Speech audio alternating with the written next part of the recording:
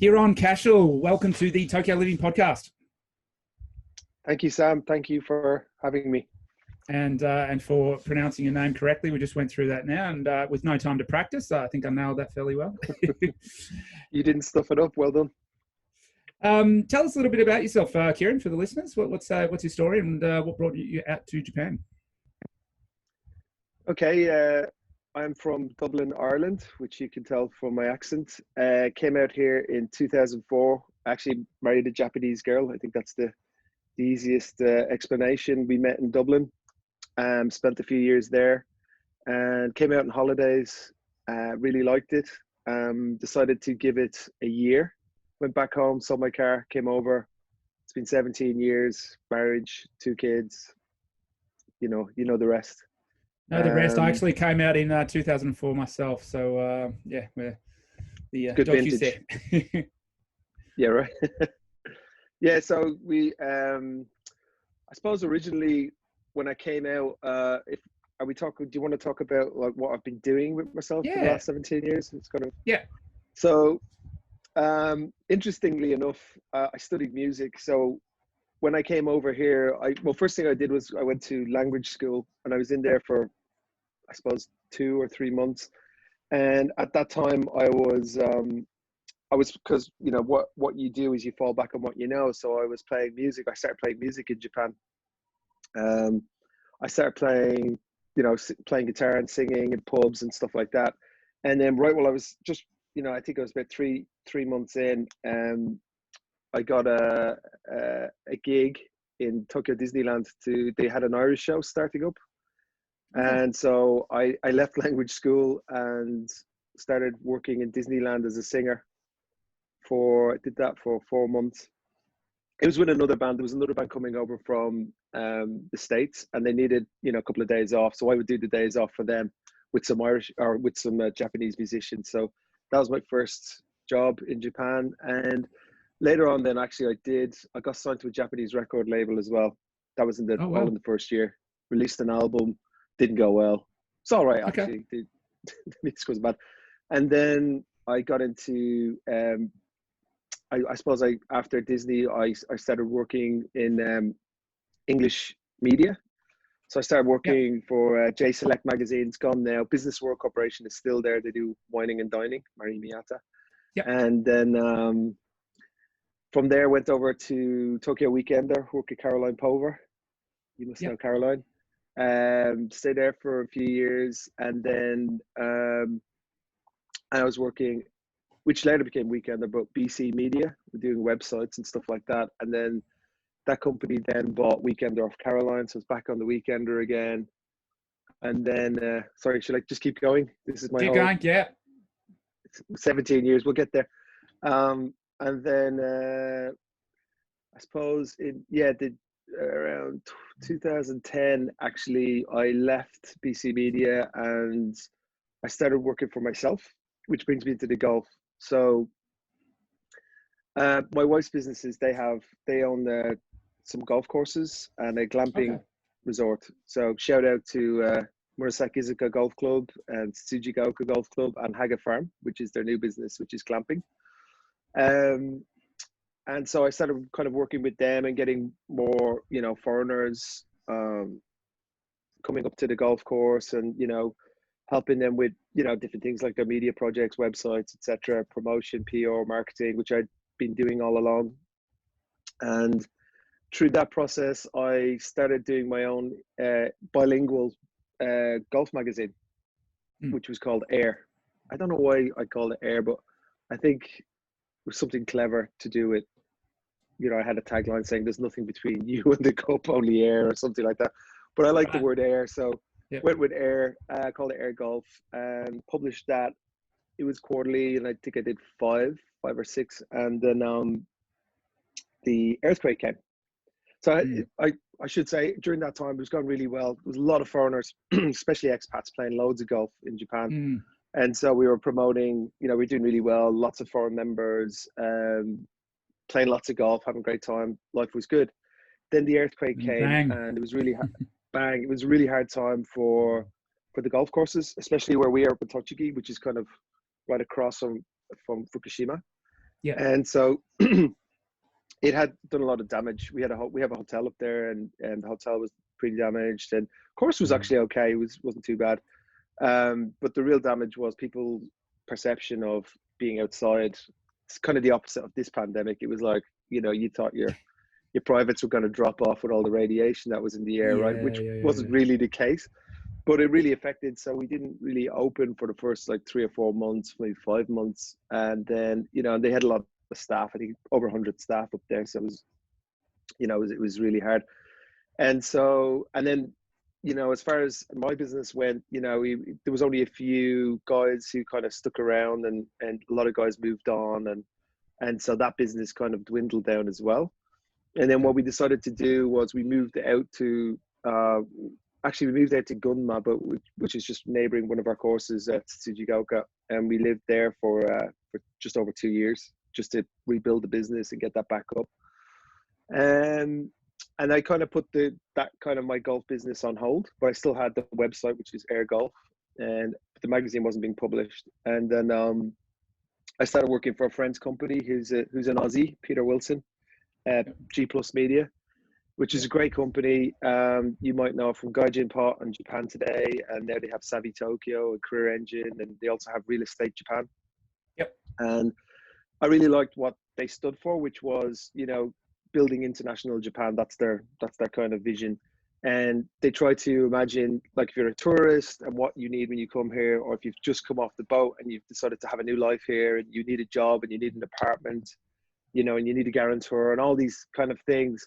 So all the websites do that all the way from start to finish. And I just thought that was brilliant. And, when you work in the media industry, and that would have been my 4th company at that stage, especially when you're in an English environment, it's you're really in a niche, because Japan is 99.9% Japanese. And so when you go out and you'd sell, ads in the weekend or whatever, you'd be kind of saying, well, one copy is read by 5 people, and and a lot of people, and it's just a smaller community, but you'd always try and talk it up to your Japanese clients to kind of show that it's bigger. And the good thing I thought about G Plus was they really were big. So it was like, crikey, if you add it all up, like the 3 million users a month, which was massive, right? And it was so refreshing that, you'd work with a company, companies such as yourselves or whoever, where, for example, on the jobs, they put a job post up, they'd get, 30 applications, and they'd hire somebody, right? It's a success. And I just really liked that it was it was successful in that way. And so I started there as sales and marketing, and became a director. And then I became GM right as Fuji Sankei bought the group. So Peter and Eric sold Fuji Sankei Group, and stayed there until 2000. Where are we now? Just at the end of 2019. And then I moved to another company doing finance, helping businesses set up in Japan. So we do outsourcing for accounting and payroll. But I should backtrack a bit. In 2017, we started doing the golf stuff again. So Air Golf didn't do the magazine, although I'd really love to do the magazine again, because I just like print, and it's just feels great. Not good for sustainable goals though, but if you can, it's great. But we started back up, and there was a lot of interest in golf. So I had the website, and we get inquiries every now and again, but then it just started really ramping up. People visiting Japan, the tourism was going up, and it was going up exponentially. And we started getting inquiries like, I want to play golf here, I want to play golf there. Started kind of saying, well, if you want to play golf in Tochigi, I can help you out, and I put them over to the wife's courses, and it grew quite a lot, actually. And at the same time, a friend, Klaas Beisted, who was the head of the Finnish chamber for many, many years, he had a website called Golf in Japan, and he'd run it with Gardner and another media company called Outdoor Japan. Okay. And he said, look, I'm leaving, I'm retiring. Would you like the website? Would you like to buy it? So I said, yeah, definitely. So I bought it. We revamped that one. And because he built that in like 1999, it had all this good SEO, good traffic. And as soon as we bought that, there was a ton of inquiries coming in for golf. And so with golf in Japan, revamped and rebranded, we put it on like a, we made a new website for it, put a new skin on it, had all the listings there for every golf course in Japan, over 2000, I suppose. And it started going really well. So I guess around the Rugby World Cup, we kind of redid the business, got some other people involved, and we were doing a lot. There was about 6 or 7 inquiries to play golf a day to different various places, and that's really where it came from. I'd often been working with different companies as well, just to do little bits of promotions on the site, because between the two, the traffic's not bad actually. So Air Golf is a little bit smaller. It's about 26,000 unique users a month, and Golf in Japan is between 40 and 50,000.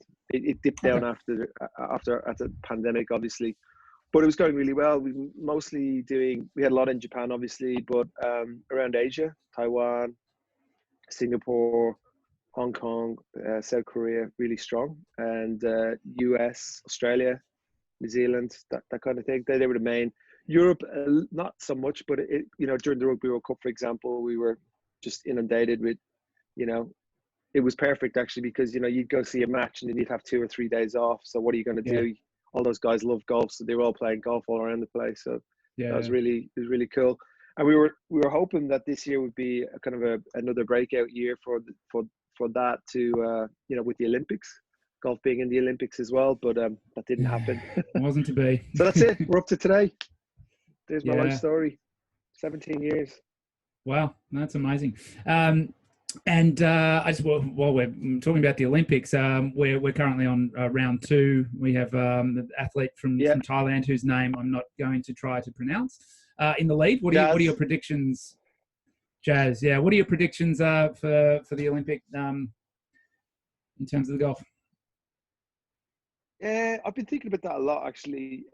We do a lot of content in our news section around the Olympics, and we put up something about Jazz, blah blah blah, his name, yesterday. But you look at the big stars like from Ireland, Rory McIlroy from Northern Ireland, and I don't know, they didn't seem too plussed about it. They were moaning about that they couldn't get their own private accommodation, or they could in the end. But Rory was saying, and I understand where he comes from the political situation. He's not super patriotic in terms of playing for Ireland, because he comes from Northern Ireland. There's a history there, and he loves playing for Europe, in the Ryder Cup, and that's cool. So I always think about the Olympics. I think it's like the professional golfers, like on the US tour, they make so much money and they're very motivated to win majors and stuff like that. And I don't think golf is really, I mean, this is my opinion. I don't think it's really regarded as a major or anything like that. And it's because it's only the second time in the Olympics. The first time we had the Zika virus, and everybody kind of pulled out of it. Rory McIlroy, because they were worried they were going to get some sort of virus. And I think whoever will win it, like you see these guys like Jazz, like the guy from Switzerland, who I can't remember who's leading, really excited to play for their country. And that's, I think, who will win it. Someone who's the most passionate, who'll just go, wow, such an individual sport, but you're there with, representing your country, you've got your flag on your shirt. And I think that's who will win it. The person who, can just absolutely just play out of their skin because of that, because they're the most motivated by that. I mean, in terms of ability, you got to look at, the US guys, and like Colin Morikawa, just come off a major win, just won the British Open, or the Open. And, he's on form. So yeah, I mean, on paper, it's one of those guys, right? Justin Thomas or someone like that. Maybe even Rory McIlroy if he plays well. Hideki Matsuyama has mad pressure. Saying that, he did have mad pressure when he won the Masters, but I think he's someone that would really love to win for Japan. And I heard that someone was saying, I have a friend who's doing volunteer work at the course. And he was saying, like, it's mad. He said, like, when Matsuyama goes off, there's like 3 different camera crews following just him, his group. Right. Where everyone else, it's just like they have cameras set up in places. But he has extra cameras following him. Yeah. So, I mean, he's won there before. He won the Asia Amateur in 2010. And he played there with Trump and Abe last year. And I think every time he's come back to Japan, he's had a round there to really be comfortable with the new setup. Yeah. But we'll see. I'd love to see Matsuyama do it, just because it's great for Japan, and I think he'll, he'd just be brilliant.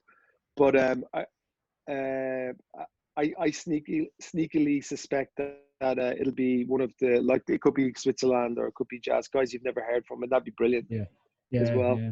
So And in the we'll see what and happens. the women, any tips for the women's? In the women's, I would say,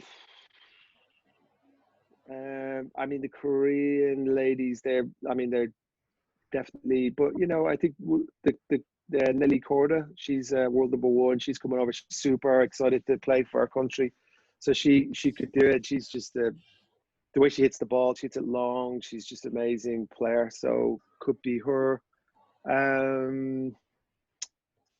Oh, the girl from the Philippines. She's actually half Japanese. She won the US Open. She could do it. Yuka, what's her name? Got her family name. She could do it as well. She's only 19, but I think it's a much more level playing field for the women. I think Yeah, that right. I think that'll be a great competition to watch. I'm looking forward to that one as well. Yeah, very cool. And I guess my other question now, coming over as a professional singer, how did you go in the karaoke bars early on? And do you still hit them up these days? Well, not in the last year probably, but no. I love karaoke. I love going there with my friends. I listen to them sing. I don't really like it myself because I don't know. It's like it's. I sing loud anyway, so I don't need a mic. And then you put the echo on, and yeah, it's off-putting, I find, with the karaoke. But right. yeah, I do like having a drink and listen to friends belt it out, which is awesome. And I know these days I don't do so much singing because the older you get, it's like it's not a muscle, I suppose, but it's your vocal cords. They get loose. Yeah.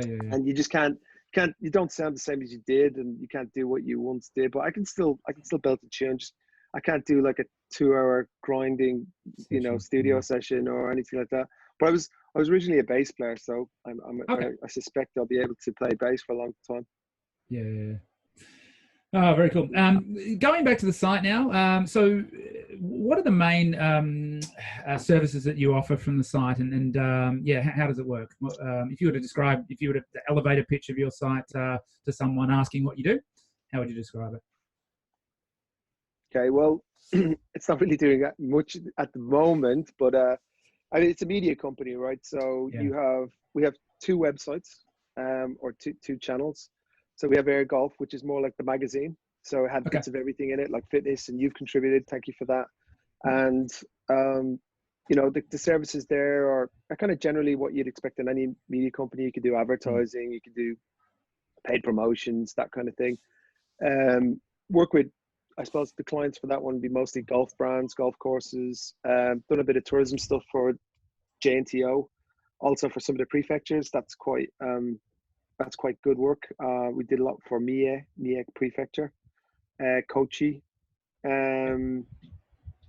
not Tochigi, which is the one I'm most familiar with, but right. So we do a lot with that on the tourism side. It's been quite quiet, but I suspect things will pick up soon. On the other side, golf in Japan, I mean, it's really it's a B2C site. It's a site where, like, you're looking for a game of golf and you live here or you're a tourist and you're just looking. A lot of my friends use it because it has the Japanese and English addresses for golf courses. So when they're taking in their golf bag, they go in and they, oh yeah, what's the postcode? So it has all the information of every course. I'd like to change it up a bit over the next year, maybe make it a bit more like what it used to be. It had a lot of reviews from golfers who played courses, and I'd like to have more of that. So it's more information about courses, more images, modernize it a little bit. There is a lot of I think there'll be a lot of tours coming to Japan, and so one of the things I've been doing for JNTO is I've gone to it's called the IGTM, International Golf Tourism Markets, and helping JNTO. And so we meet with all the tour operators globally. So we'll meet Aussies and Europeans, and they're still kind of on the fence about Japan. They know it's a very much a long haul destination. You have to go very far, and you're passing a lot of golf up. The Asian operators have been coming here for a lot longer. So I think that those guys will definitely they're looking for a new offering. And I think Japan, now that it's opened up and people know that it's just fabulous for golf. It's like the skiing, right? A few years ago, nobody knew that Japan even had a ski resort, right? it's exactly the same for golf. It's just, except it's even, more. You've got golf, every day of the year. You go from north to south. There's golf courses everywhere, and in every prefecture. So you can play golf everywhere in Japan all year round. Well, not in Hokkaido, obviously, in the winter, but you just move south. And so they're starting to, and with the culture offering and all that, I feel that this kind of luxury tourism, I suppose, in a way, but you do get, single travelers as well looking to play golf. I think it'll grow. And I think what we'd like to do is work with the tour operators to help them, be their guys on the ground. And also, with the, the individuals help, if you're just over on a business trip and you want to grab a game of golf, I mean, obviously we want to help those people as well. So what we're doing right now is just if someone inquires on the site, we just try and help them the best we can, whether it's book the tee time for them or introduce them to a golf course or a partner, and that's it for now. So that's more of a kind of a B2C. Obviously we work with the golf courses. I mean, that's how we monetize it. So it's a little bit of a different kind of a business, but still in the media realm, and that's it. Yeah. Oh, very cool. And so for people, that are golfers living out in Japan, what are some of the top tips that you would offer? For people who are already here? Yeah. I think if you want to start playing golf, so maybe you've played a bit back in your own country and you're over here for a while and maybe you're an expat and you want to get into it. I think there's golf groups that are really suited for to join. There's one that's a lot of fun, which is run by a couple of guys who are like me, long-term, kind of, Europeans, Americans living in Tokyo. It's called the Tea Bags, and it's Tokyo Beer and Golf Society. You might have come across them. I think a lot of them.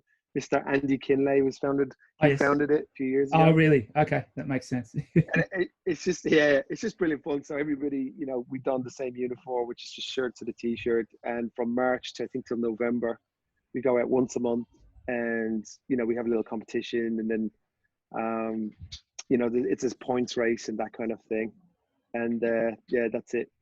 But very cool. We're just so that's something like that is easy to join, and they'll help you with just they do all the bookings, and then they'll help you with how to get to the course. We used to do a bus, but with COVID now you can't do that. But it's been very popular, and I think with golf in general, it's one of those things that I think is very safe to do and play.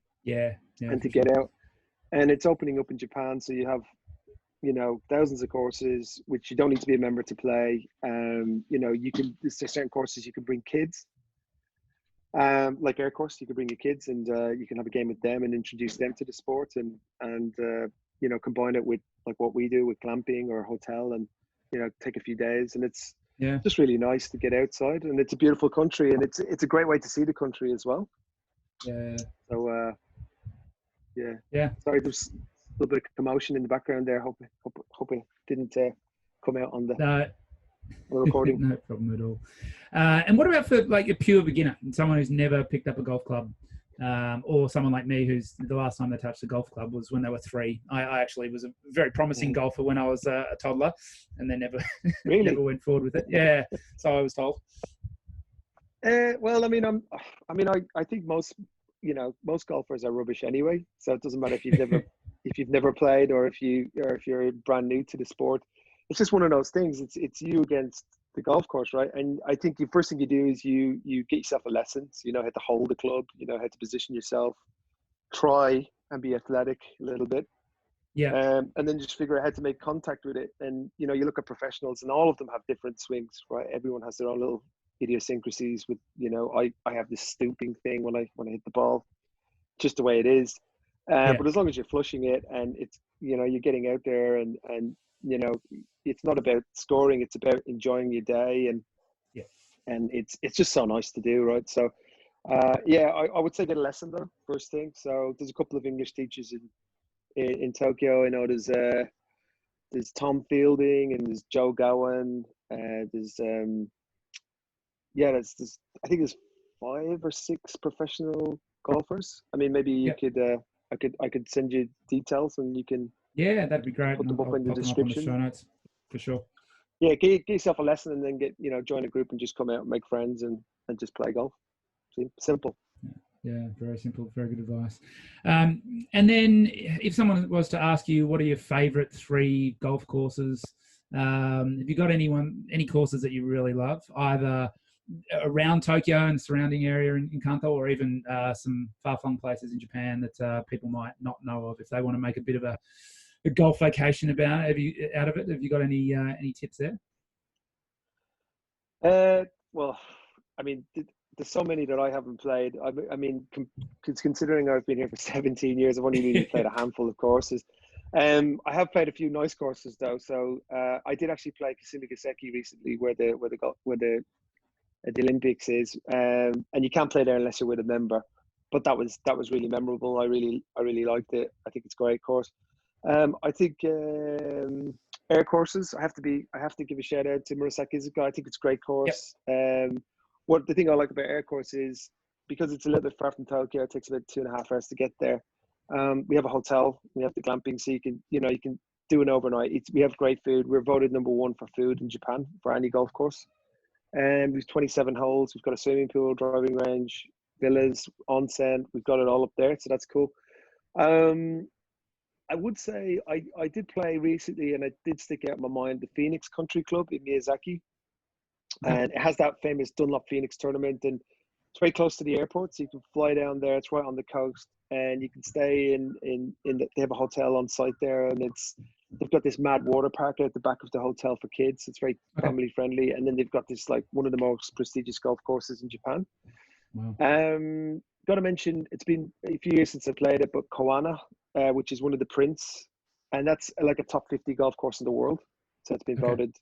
So it's probably one of the top golf courses in Japan. It's a public golf course. You do have to stay in the hotel to play the Fuji course, which is the beautiful one. So in that hotel, that's where Marilyn Monroe and Joe DiMaggio went on their honeymoon. So they stayed at Kawana. So it's an older course. It's right on the coast. It looks like Monterey or something. It's just beautiful pine trees right on the cliffs. And it's just a great course. So that's a very memorable one. Where else? Around Tokyo, there's not too many around Tokyo, because of the real estate situation. So you're really kind of going over to Chiba, which has like hundreds of them. There's a couple of nice ones over there that I'd recommend. Actually, a lot of people disagree with this, but there is one in Tokyo which is called what's it called? Sorry, names of Japanese golf courses. It's just behind Odaiba, kind of, and it's on reclaimed land. It's all, I think it was a rubbish tip, and they built a golf course on top of it. Okay.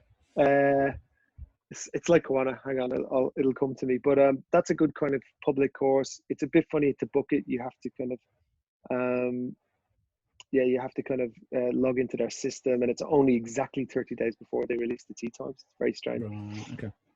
Okinawa has a couple of good golf courses as well down there. There's a the PGM course, I think that's what it's called. That's a good one to stay up right there. It's right on the beach. They've got a nice hotel.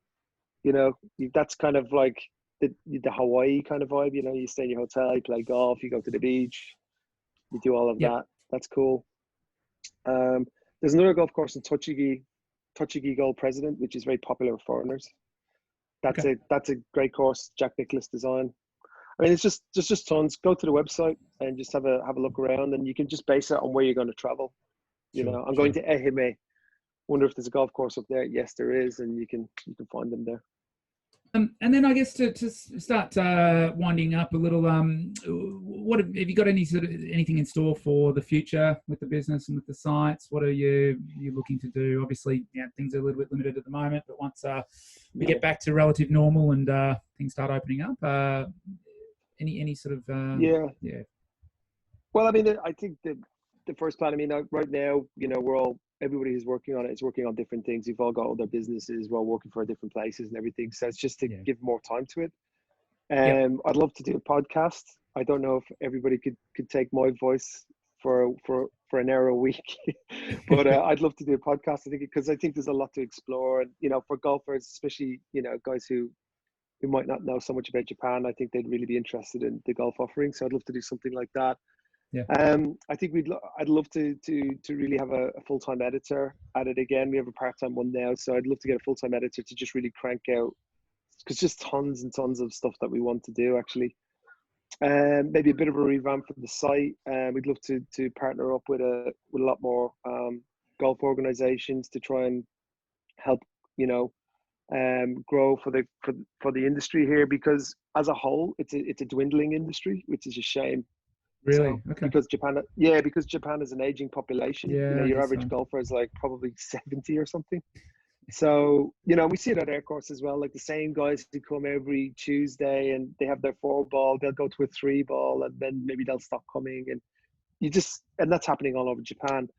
And the answer to that, like if just from a business standpoint, is to, really get young people and families. And in Japan, it was regarded as this kind of, setai golf, where it was just men on the golf course doing deals or whatever. And it was a status thing. And that's just really not the case now. You can play most courses. It's, you can still find expensive courses, but you can find very reasonable courses. It's accessible. You do have to give the day to it in Japan, but it's just fantastic experience. And as I said, there's more golf courses now that are open to families. So you go up with your family and that kind of thing. And so, I'd really like to help golf courses in general and just to develop that as well as tourism. So I think there's a huge potential for golf tourism in Japan. Yeah. It's just really not happened. And again, you look at skiing as the model. So I'd love to be involved in that. We're it's like anything. We have to see how it goes over the next 12 months. But, at some stage it'll turn around and then, we'll be ready for it. And hopefully, the golf courses are still there. There are some shutting down at the moment, but there are still, probably too many golf courses in Japan. So it'll still be here forever. But you got to come out and play. Yeah. You specifically, Sam, you got to come out and play with us. Maybe I've still got it in me. Maybe that that talent that I had when I was a toddler is still there. It's just waiting to be unleashed. You'll have a great time. Don't worry about it, mate. Just come out and enjoy yourself. Yeah, that sounds good. All right. Well, Kieron, you've mentioned a few things there. If you would just give the site a plug, the URL for those sites, and also the name of the. Yep. So I've got Murasakizuka. What were the other air courses that you have there? So air golf, that my wife's family run is Murasakizuka Golf Club. That's in Tochigi. Yep. And then we have another one called Tsutsujigaoka. Okay. Country Club, which is also in Tochigi, but it's a little bit closer to Tokyo, so it's only about an hour and a half, I suppose, from Tokyo, central Tokyo. And then we opened the Haga Farm and Glamping, which is just it's a glamping resort. That's about 20 minutes from Murasakizuka, and it's actually a really interesting property because it's on a horse, like a horse racing training farm, which is really cool. And then on the site we have other golf courses, so that if you go on the site you'll see preferred courses, and they're courses that can speak English, so you can just contact them directly, and then they can you can book a tee time, or you can contact us. And then so if you're looking to just browse golf courses and just check out what's going on, it's golfinjapan.com, so it's golf-in-japan.com. Okay. And then Air Golf, which is more like a magazine, it's kind of a little bit lifestyle and has news and stuff as well. That's Air Golf, air-golf.com. Perfect. All right. Well, we'll stick those links in the show notes. And everyone, all those golfers out there, check out the site and check out some of those courses. Kieron, thanks very much for your time today. It's been a pleasure. Cheers, Sam. Yeah, lovely talking to you, mate. Yeah, hopefully we can catch up in person at some stage. Yeah, definitely. Enjoy the Olympics. All right. You too. Take care. All right, mate. See you. Bye.